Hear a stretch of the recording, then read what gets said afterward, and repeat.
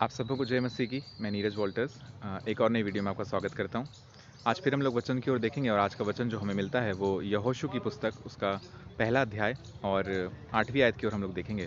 परमेश्वर यहाँ पर यहोशू को इस प्रकार से निर्देश देते हुए कहते हैं, सिखाते हैं कि व्यवस्था की ये पुस्तक तेरे चित्त से कभी ना उतरने पाए, इसी पे दिन रात ध्यान दिए रहना। इसीलिए कि जो कुछ इसमें लिखा है उसके अनुसार करने से उसके अनुसार करने की तू चौकसी करे, क्योंकि ऐसा करने से तेरे सब काम सफल होंगे और तू एक प्रभावशाली मनुष्य होगा।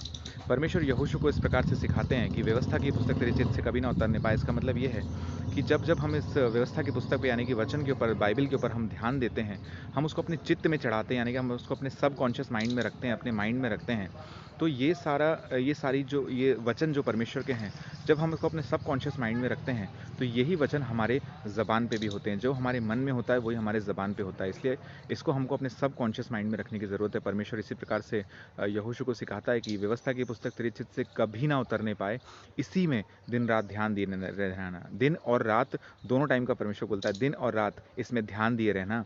और वो ऐसा करने के लिए इसलिए बोलता है क्योंकि देखेंगे हम आगे की बाइबल में लिखा है कि इसीलिए कि ऐसा करने से इसीलिए कि जो कुछ इसमें लिखा है उसको पूरी करने की तू चौकसी करे। इसमें दिन रात ध्यान दिए रहना इसलिए परमेश्वर बोलता है क्योंकि जो कुछ उसमें लिखा है उसको पूरी करने की हम चौकसी करें, यानी कि हमारा हार्ट इस बात की सिक्योरिटी ले कि जो कुछ इसमें लिखा है वो हम पूरी करने के लिए हमारा मन तत्पर हो, और परमेश्वर की जो बातें हैं, वचन की जो बातें हैं, उसको पूरा करने के लिए हमारा मन तत्पर हो। इसीलिए हमको दिन रात परमेश्वर की इस व्यवस्था की पुस्तक के ऊपर में ध्यान दिए रहना है।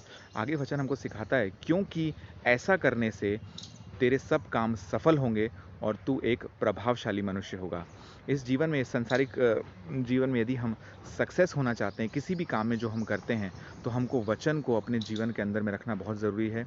वचन के अंदर बने रहना बहुत ज़रूरी है, और ना केवल बने बने रहना बल्कि इसके अनुसार काम करना और इसके अनुसार अपने जीवन को जीना बहुत ज़रूरी है।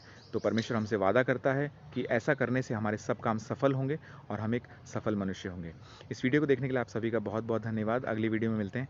Thank you so much. God bless you.